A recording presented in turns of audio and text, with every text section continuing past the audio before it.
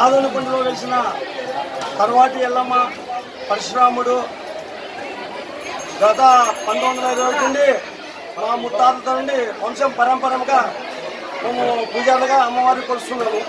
వేల సంఖ్యలో భక్తాదులు అమ్మవారికి బంగారమైన అమ్మవారు కోరికలు తీర్చాలనే భక్తాదులు వేల కర్ణాటక నుండి, మహారాష్ట్ర నుండి, తమిళనాడు నుండి, బెంగళూరు నుండి, అన్ని రాష్ట్రాల నుండి మన అమ్మవారి తర్వాటి ఎల్లమ్మ దర్శనానికి తీసుకొని అమ్మ మొక్కులు తీర్చాలని వాళ్ళు ఆశీర్వదించుకుని వస్తున్నారు. ఈరోజు ఆషాఢ మాసం 3వ మంగళవారము గంప జాతర పుట్టి జాతర జరుగుతూ ఉన్నది. ఇక్కడ ఈరోజు భక్తాదులు విశేషంగా వచ్చినారు. వారికి తగిన సౌకర్యాలు ఏర్పాటు చేస్తాము. ముఖ్యంగా పోలీసు వారికి మేము ఎంత ధన్యవాదాలు తెలిపినా చాలా తక్కువే.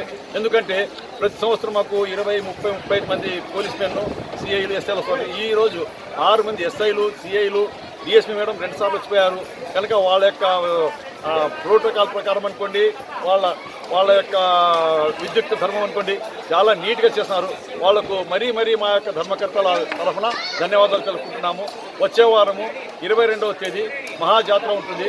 ప్రజలందరూ వచ్చి అమ్మవారి యొక్క ఆశీస్సులు తీసుకోవాలి అని మేము ధర్మకర్తలు కోరుకుంటున్నాము.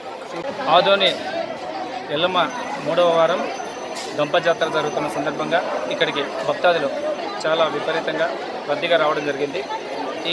వీరందరికీ ప్రజలకు ఎలాంటి అసౌకర్యం కలగకుండా అన్ని రకాల ట్రాఫిక్ సమస్యలు లేకుండా అన్ని రకాల పటిష్ట బందోబస్తు చేస్తున్నాము.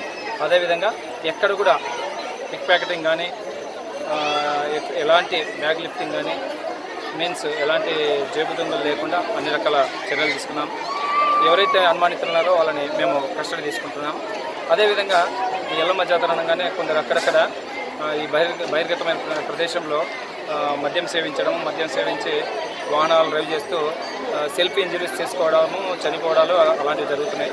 కనుక దానికి సంబంధించి కూడా మేము ఎలాంటి మద్యం సేవించకుండా ప్లస్ డ్రంక్ అండ్ డ్రైవ్ చేయకుండా పటిష్టమైన చర్యలు తీసుకోవడం జరిగింది.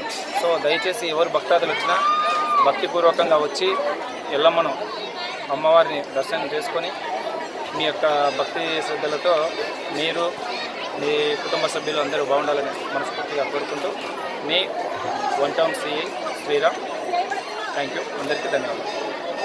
ఇంతమంది జనాభా రద్దీ ఉండడంతో మా పోలీస్ సిబ్బంది కూడా పకడ్బందీగా ఎక్కువ మందిని ఫోర్స్ను దించడం జరిగింది. 6 మంది ఎస్ఐస్ ప్లస్ మొత్తం టోటల్ స్టాఫ్ వచ్చేసి 76 మెంబర్స్ని పెట్టడం జరిగింది.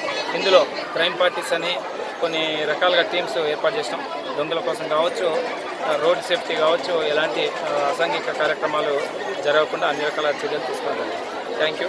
అందరికీ నమస్కారం.